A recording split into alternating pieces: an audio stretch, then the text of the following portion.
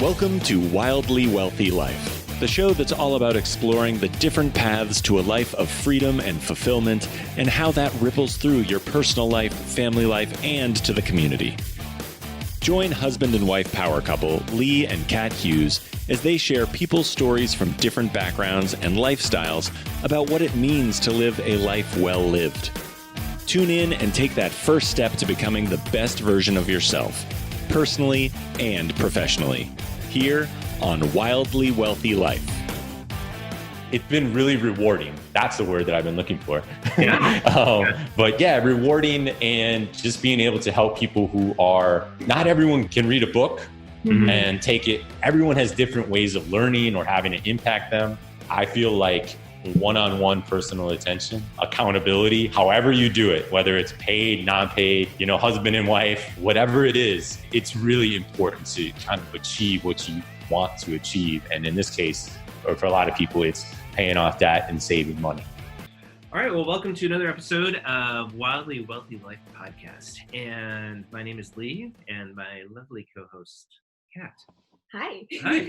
So who do we have on today? Today we have Steven Donovan, and I'm really excited to chat with Steven today because I feel like he's got a really fun journey to financial independence. He from selling shoes on eBay, from what I know, to getting paid to play poker, to working at a bank, and all the way to paying $100,000 off in personal debt and $200,000 in mortgage debt. So that is amazing. So Steven, how are you today? Oh man, thank you. Thank you for that good introduction. I was like, man, I heard the eBay. I'm like going through, I was like, you guys did some digging. I was like, uh-oh. No, that's great. Thank you so much for having me on. I'm always excited to share my story because I think it can help other people and as well kind of get them motivated and, thinking about how they can apply it to their life as well. Yeah, Awesome. totally. So Steven, tell us where you are now, what are you doing, and a little bit of how it all started for you. Yeah. So first off, I'm in Miami, Florida. My wife and I just moved down here about 18 months ago. We were in a great position financially, which helped make the move a lot easier. But we decided that my wife is very close to her family and she wanted to be right next door, essentially, down here in Miami. So we moved down where she was able to work remotely at her current position back in Chicago. And then I actually transitioned to, I'll say, a life of self-employment. I'm currently a financial coach, doing that, helping people one-on-one and more of I like to say the basics of personal finance. So the tracking the expenses, the saving money, and all the good stuff, right? All the stuff that you need to build for the foundation, as well as I do some consulting on the side with what I used to do before, which is in banking, anti-money laundering. Sounds really cool. It's actually pretty boring, but don't watch the cartel stuff or anything like that. Nothing close. But yeah, so that's where I'm at today. And I would say where I came from, essentially where it all started is, I want to say it's really a typical story, or at least it feels like it, what I hear and what I read. And I went to college, got my 4-year degree, maybe took an extra year, but still a 4-year degree, came out with just a lot of student loan debt is really what it was. It didn't help that I did a semester abroad in London, but I still ended up having right around $55,000 to $60,000 in student loan debt. I also had a loan to my parents. I had the credit card debt. And, I came out of school right around 2005, 2006 and I envisioned me jumping into this glamorous job that just threw money at me. And that was not what happened, as some of you may have experienced that coming out of college as well. But I got into a job, I got into banking. It took me a little while, but I wasn't really making that much money. And even after that year or two, I decided, after my car had failed me, or at least not, it cost more than it was worth to fix. Right. I made the bright decision to go ahead and just buy a newer car. I bought a Mercedes Benz, and that was the like, I needed it. I made it. I deserved it. Good job for working for a year and a half or 2 years. Possibly my biggest financial mistake. Just want to throw that out there. But yeah, it was crazy. So I had that, add that onto the debt. And that's really where the 100,000 plus of loans and money that I owed people and companies and student loans and what have you came from. How long did it take you to pay that 100,000 off? What was your approach? What what was the main drivers to get you to pay that off? In a lot of ways, it started with a love story in a way. To truth be told, because I was working at at the bank for the last 2 years, and I was actually dating someone long distance. And I decided again to make kind of maybe this rash decision, like buying a Mercedes Benz. And I picked up everything, dropped everything, I should say, really, and moved to Miami, Florida without any job. I had a little bit of savings and kind of, I'll say, like, not a real clear direction. The things that make you do. Yeah, exactly. But yeah, I went down there and really just, I struggled for a while, for probably a full year. And I did anything I could. I was working part-time. I mean, when I say part-time, I was like mall kiosk part-time. So, there's not a lot of money coming in. I was mowing lawns. I was playing poker. I was volunteer coaching, and then like asking the coach, like, hey, I need money to get gas back and forth. I was doing a little bit of everything, trying to like make ends meet. And with this long distance relationship, to see if it worked. And it essentially came to a point, and this is kind of, I think, when everything changed. And I ended up getting a letter in the mail for my student loans, and it said that my payment was tripling. And right. I already was barely making the payments, right? I was trying to figure out how to pay that and like gas for my car, insurance, the car payment. I was deferring and doing anything I could to avoid student loans at that point because I just didn't have that much money. And I saw it and I was like, well, after I called them and like tried to figure out all possibilities available, I essentially was like, well, like that was a good run. I'm out of here. I'm not able to do this. And I ended up moving back to the Chicagoland area where I knew that as soon as I went back, I'd be able to, I worked at a golf course all throughout college. And I knew that I could go there, start, Monday, day one, make money. And that's really when things kind of flipped. And very shortly after that, like kind of the love story part is that love story, thank goodness it worked out. I actually proposed to her a little bit later. That's now my wife. So like there's no weird like girlfriend who now knows about the story that is not my wife.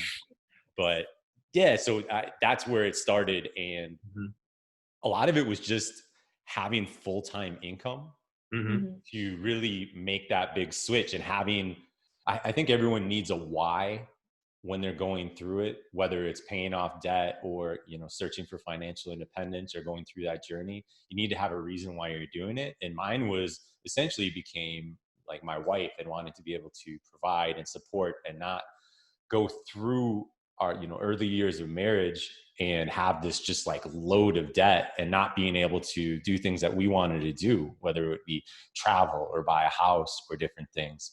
So I took it pretty seriously, kind of flipped the switch. I, read every personal finance book I could, started diving into blogs, just really paid attention to everything I was doing. And I would say just kind of, I'll say snowball, debt snowball a little bit through it. Listen to Dave Ramsey. I don't think I was like the Dave Ramsey disciple by any means, but I definitely listened to him on the train to and from work as just a reminder, like, hey, save money, pay off debt, like repeat. That's what I needed. But yeah, I really took it from a lot of different people because there's a lot of motivating stories out there. I'd read someone and they're like, oh, I paid off $30,000 in 12 months. I'm like, yes, like that's what I need. I can do Yeah. that. Little things like that, and just got better with it. And actually what really helped too, I think, and this is something that I don't talk about too much, I realized that I was reading all these financial independence blogs or the fire blogs, like the Mad Fientist and 1500 Days, Mr. Money Mustache, all these guys, right? And they're doing all these like super cool things with money. They're investing here and backdoor Roth and all these other things. And I'm like, that means nothing to me right now. Like it literally, I was like, I can't do any of it. I mean, maybe in small doses, but so that was kind of part of my motivation too. I was like, I want to get to that point where I can max out my 401k and do this backdoor Roth, put in money in a health savings account. Like that sounds great. Like because I really like the idea of investing and understand that, it builds wealth. It builds, a little bit of everything that you want with that money. So wow, I love that story because actually we could totally relate to that. When we got married, In Miami. I was No. got married in Miami. I was like, really? No, I grew up in the Philippines, and when I moved out here, I wasn't really familiar with credit cards because I didn't grow up with it. And then when we got married, he had a bunch of debt, and I didn't, and I think throughout our marriage, we just decided, hey, let's buckle down and really figure this financial stuff out. And so we have a little bit of a similar journey to yours, where he was like, okay, let's buckle down and pay off all his debt, which was also student loan and credit cards and all these things. So yeah, we totally relate to that. And I think what I really love about your story is how it really has evolved. You came from a mindset of, I'm going to buy this Mercedes-Benz because I deserve it. I work for a year and a half, to, following the love of your life, but not really having anything. And then letter in the mail saying, oh, it's going to triple, your payments are going to triple. And then what I love is that you didn't just give up and sit down. You said, I'm now going to figure it out. Like, what do we need to do? So then I guess talk us through, what was the spark that kind of really motivated you to change that mindset and to really go into this full force so that you can live a better life for you and, maybe at that time still your fiance, or maybe at that time, maybe your wife at that point when you had that spark. And what is your picture of, as that has evolved for you, what is now your picture of a wildly wealthy life? Yeah, I think it really was that first part, which was the student loans tripling, and then it was marriage. Marriage was it was like I go through this with clients as well. Is kind of figuring out there's this like superficial or there's a superficial why where you say like, oh, I want freedom. But you really have to like dive in and find out like what freedom means to you, or what freedom means to me in this case. And in this case, I realized I was like, oh, I want to, travel the world. Right. And I was like, well, like sort of, but like what it really came down to when I walked through it was I wanted to spend as much time as I could with my wife. And that meant doing things that, we love doing. And part of it is traveling, right? Part of it is, going to see friends or family. For me now, a little different. I'm very focused on health and fitness, whereas back then you do some before, after pictures, definitely a little bit of a change. But yeah, it really did spark. So the spark was for me was marriage, and it did take a while in terms of I didn't mention this before, but it took 5 years to pay off that debt for me, and I did it. I say all on my own. I'll say I did it with my own money, right? I had my paycheck, and we did this a little bit differently because I know you guys said you kind of buckled down together. So I took my salary that I earned and I paid off my personal debt. And while I had tons of support from my wife, there wasn't any money that came from her paycheck that came over to mine and then paid off a credit card bill, for example. So that was really, I would say, important, I think, in my financial journey and in our financial journey. And what helped with that too is we were talking before, and I have a couple debt thermometers up on my wall, and one of them is my personal debt. There was I had it down to $46,500 left in student loans. The other thermometer is actually what is now our current residence in Miami, Florida. But at that time, it was our rental home. And my wife became very inspired to, had like a reason, had a why to want to pay that off. She could see that by paying that off, it could potentially lead to us moving back closer to family. And how funny how things work, of course. You start saying it and asking it, and it happened. Right. Yeah. Right. That's awesome that because her why would be like freedom of time, probably with her family and whatnot. But then just that, like you said, that intrinsic, what is that actual why, and just that the bonds that she has, thinking of the time with her mom, her dad, or whoever, there, that could be such a huge, huge driver.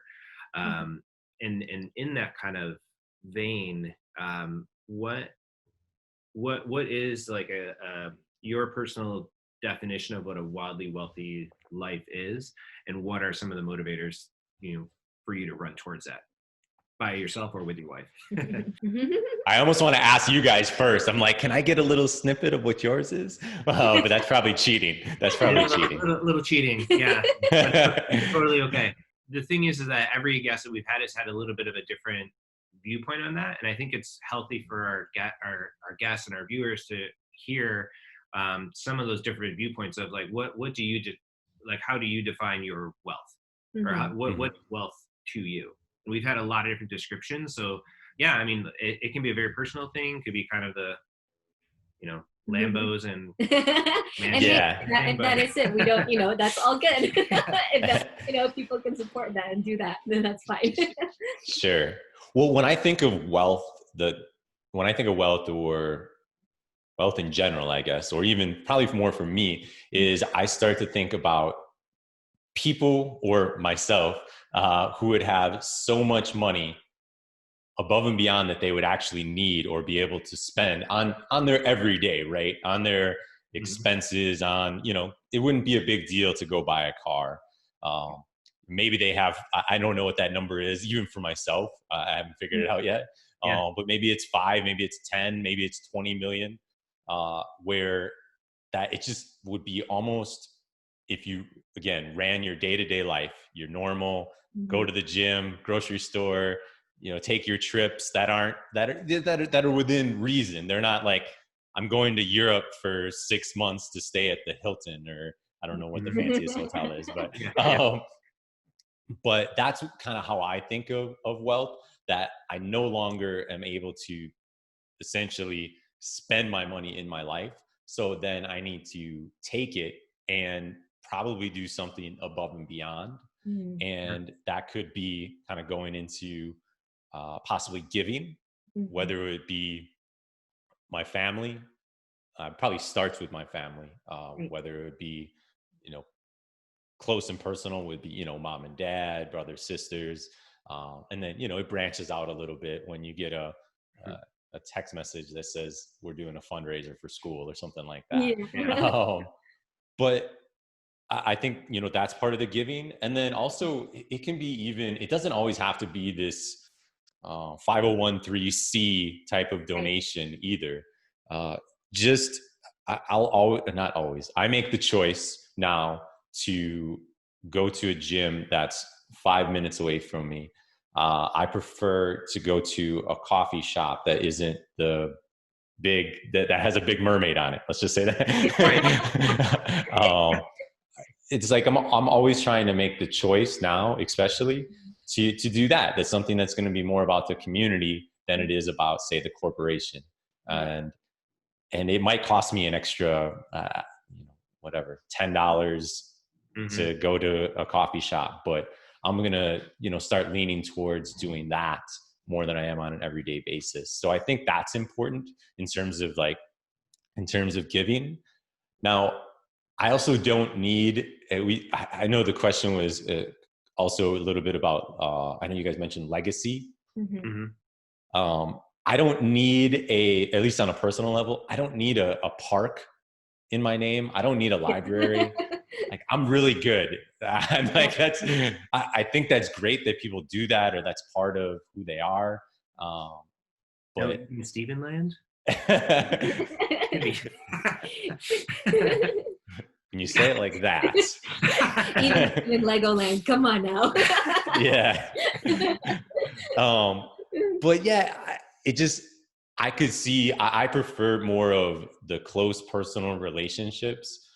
And if someone, I'll say, like, needs a quote unquote like scholarship, and they're going to school, and I happen to have extra money that I think that, again, they're close family, there's someone that I like is very close to me, rather than putting an even Steven money scholarship for someone that I've never met before. I think it also, for me, it starts more on a personal level.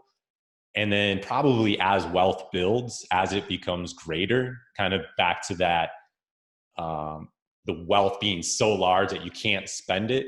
Yeah. Now I'm spending it on the family. Well, now how can I help other people beyond my like inner circle? Right. Perfect.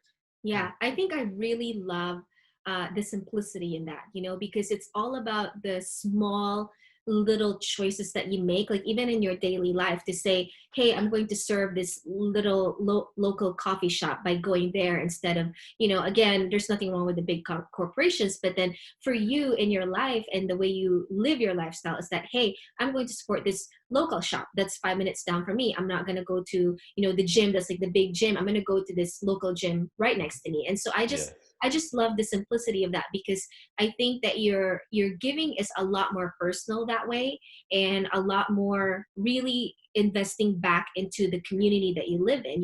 If we think community, sometimes we think like the bigger sense of community. Oh, I'm going to, go in to this big charity, or and your hunger. Yeah, and those were so amazing, and there's nothing wrong with all the stuff. But then sometimes it kind of gets lost because it's all about like what it looks like now, instead of just the whole personal, I'm just going to do this on the side, whether nobody knows about it or if everybody knows about it. I'm going to live my life the way I want to give, because this is really what I value. So I really like that. And even, you saying that, the legacy, and I totally agree. The legacy is not about like, oh, I now have a plaque of myself, Yeah. So when we ask actually about that question of legacy, it's really more about like, who are you impacting in your daily life, and I know that you do your coaching and all that stuff. So what is it about your coaching that you love? Like maybe share a couple of stories of like how you've really impacted maybe one person, that where they were able to change their life because of just your simple way of coaching them. Yeah, I would say one of the biggest, I would say, I don't know if it's gratitude or what I've enjoyed the most over the last year and a half, it has really been the financial coaching and being able to, it's in a way, it's kind of my way of giving back in a way, because like, I'm not essentially doing it for the money. Yes, I do enjoy getting paid for my time. I think that's part of it. And also I've also noticed too, like if you do something for free, not everyone is buying in. Right. Yeah. But what's interesting is, or I'll say funny enough, my first clients were actually my parents. Wow. Yeah. So they were transitioning to retirement, or they were in jobs that they just, their bodies had, they were working in a like nursing facility type of thing. Yeah. And their bodies had essentially, they were like, we're done. Like, we don't like a bunch of these things. And they said, hey, we have debt. We have this. How can we get from where we are today to retirement in, this amount of time? And it wasn't probably as specific as I work with clients now, very structured, et cetera. Yeah. But yeah, to sit down and really go through and help them get to the point where they're able to retire now. And it was just a great feeling. It was, they paid off. I actually wrote about it, and I'd have to go double check, but I want to say it's like they ended up paying off like $2,000 every month, and they ended up being very close to debt free, where they had everything work. And it was, if I honestly said, if financial coaching doesn't work out and I never coach again, and my parents were the only people that I ended up coaching, like they did it. Like it felt so great. Like I could stop Yeah. because I felt like they hit it such a good point. But yeah, a lot of it, my parents aside, a lot of the people that I work with, they're in that, there's a few different stages. Or I remember one specifically, it's I have no idea where my money is going. I hear that a lot. Yeah. And sometimes they just need, a little bit of an action plan, and they can go off to it. I know a client that I just met with less than a week ago, they use those exact words, and now they're debt free, and like they are doing the kind of almost the financial independence where they're just piling money into, investing and saving. And that's crazy from going to like, I have no idea what's going on. Like, That's so cool. but yeah, it's been really rewarding. That's the word that I've been looking for. Yeah. But yeah, rewarding, and just being able to help people who are, just looking, not everyone can read a book and take it and transition to then paying off their debt. Yeah. Or not everyone can read a blog. Everyone has different ways of learning or having it impact them. And I feel like one-on-one personal attention, accountability, however you do it, whether it's paid, non-paid, husband and wife, whatever it is, it's really important to kind of achieve what you want to achieve. And in this case, or for a lot of people, it's paying off debt and saving money. Yeah. So that's great. The gratitude that you have from helping other people, and just seeing them kind of rise up and do great and wonderful things. Well, I just want to kind of commend you just for helping out your parents, because I think honestly, you know how like we're always so willing to help out our friends sometimes, and then when it comes to helping sometimes our parents, is I think it's really awesome that you got your parents to a place of understanding finances and paying off debt, and it's just beautiful. I really love that story. Thank you. I appreciate that. Yeah. It was, it definitely wasn't the easiest conversation to have, but it was a good conversation in the end. So yeah, that's probably something that really brought you guys closer together, I'm sure, as well. Yeah. So for people to live their personal version of a wildly wealthy life, what are 3 actionable tips that you could give to our audience? Yeah. So I always start with track your expenses. That is my kind of number one. It doesn't mean, at least I always say, like, you can at least see what you're doing. If you're spending $1,000 on groceries, at least you know it. Like, you can decide if you want to lower it. If you can decide you want to spend more. If you only want to eat steak the rest of your life, now you at least know how much it's going to cost. Right. So definitely track your expenses, and especially when you're first starting out, it's really beneficial. Over time, you might kind of loosely track your expenses. Now that you kind of have I only spend in between, say, $400 and $600 on, we'll use groceries again. Rather than, oh my goodness, I spent $397.38. Like you get past that a little bit, and it's not as important. But that's I would say one of them. Automating how you how you save and invest your money. It's one. I'll use an example of. So I go to the gym. I try, of course, to go to the gym every day at 4 p.m. One of the biggest struggles I have is when I have to make the choice to go at 8 a.m. I have to think about it. Yeah. I walk my dog in the morning, and I am thinking for the next 30 to 60 minutes of different ways to avoid going to the gym, if I should do it later. Maybe breakfast sounds better. How about some coffee? Like, so if you don't have really like an automatic set time, or that's part of your ritual, whether it's the gym or obviously in this case, it's going to be saving and investing. I don't think about it anymore. I've already done all the work up front and said that I'm going to save X amount of money. It's going to come out of my account on the 31st or last day of the month, and it goes in. It goes into, this investment that I decided or we decided is the best for us, and the amount of money, etc. Done it all in advance. So definitely automating and not having to think about it, because when you start thinking about things too much, it gets in the way. Your head gets in the way, essentially. Yeah. You think you're smarter than everything else, and that can definitely go in the wrong direction. Yeah. Awesome. Yeah. Totally. I love that, because it's like it takes your decision making.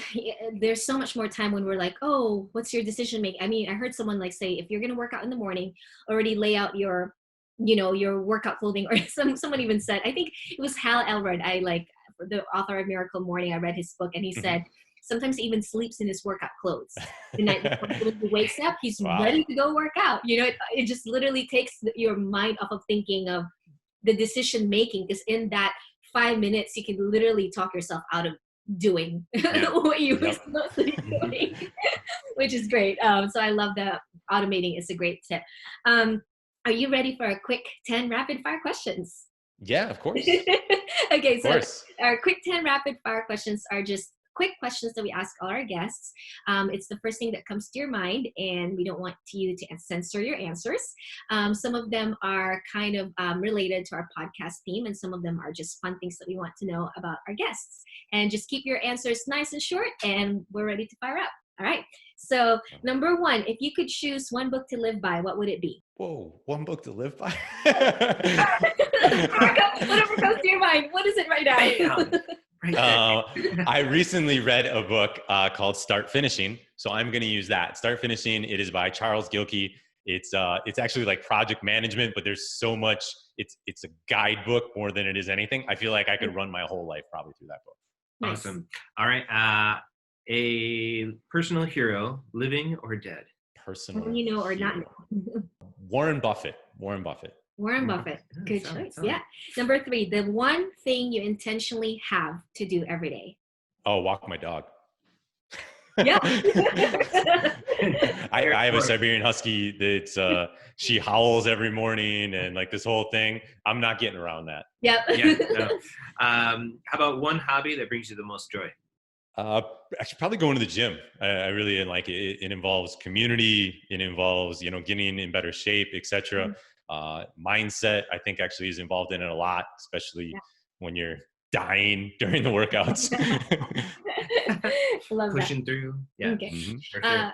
Number 5, most rewarding thing you've done for someone in need.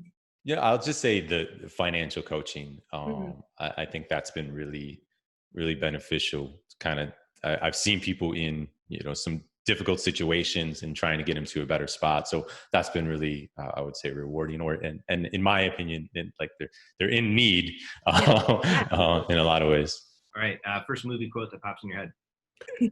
So I was like, sorry. First movie quote. I originally went to Billy Madison, which is a really old one, and then I was like, and then I somehow transitioned through Adam Sandler movies. Okay. And then drew a blank. So that's exactly. They're all gonna laugh at you. Everything was just Adam Sandler. I'm sorry. They're all gonna laugh at you. Yes. Yes. All right. Number 7, last big purchase you made for yourself. I actually just got a phone. That's a big purchase for me. So I've upgraded to new technology. I'm now on a Google phone, which I had a phone that was, I think, maybe borderline 5 years old, which is like retirement old. In this day and age, yes, it's so crazy. For sure. Yeah. How about a food you cannot live without? So the wrong answer is pizza, and the right answer is chicken. What kind of chicken? Fried orange chicken, teriyaki chicken? No. It's the good one. So I'm saying I'm being good. So it's like, I'm actually going to have it today. I'm going to have chicken breast on the grill. Nice. All right. 9, what is your spirit animal? A wolf or a Siberian Husky. I love that. And then the last one, number 10, if I'm stuck in it by myself, ... How would you finish that sentence? I'm just going to enjoy it. honestly. I was thinking like, should I, so I'm probably pretty pasty. So I was like, I should probably get some shade. I was like, I should start with shade and then kind of go from there. But then I was like, coconuts, and then just try to enjoy it. Cause I don't know if you're getting rescued. I go to a whole nother. That's great. I Really love great the fun. answers. Thank you. Thank you so much for being with us today. Where else can our audience find you? Well, first, thank you for having me. I enjoyed it. I like laughing during anything that we do that I do. So I'm at pretty much everywhere, Even Steven Money. So evenstevenmoney.com. Everywhere on social media is going to be Even Steven Money. Instagram, Twitter, Facebook. I do my best to hang out there from time to time. Send me a message, email, same thing. Even Steven Money. Sorry, our cat wants badly to have a cameo in this interview. Oh I mean, there's a chance. And one last question: if you were to encourage our audience to give into something, what would it be? I would actually say to whatever it is, I would say start with family and start with friends and see if you don't necessarily have to ask them, but just to be really attentive on how you can help. Mm-hmm. It could be something as simple as picking up your grandma from the hairdresser. That might mean like the world to her. Yeah. Or it could mean, giving a big tip that day from someone who, you went to a restaurant and you see that it seemed a little off and maybe you think you could help them, something like that. I would start with personal and kind of being, I'll say, kind to others, especially in your inner circle, which is, kind of the message that I would send. I love that. Thank you. Thank you. That's awesome. Well, thanks for being with us today. We really, really love getting to know you. And well, I'm sure you guys have a busy day, and even if you don't, I want you to enjoy the rest of your day. All right. Love the story of Steven Donovan. It was great chat with him. I think my main takeaway for him is how he, when it comes to saving, don't give yourself time to think. Just automate your savings, because if you give yourself time to think, you're going to end up having reasons not to do it. And you're going to talk yourself out of it. So yeah, automate your savings.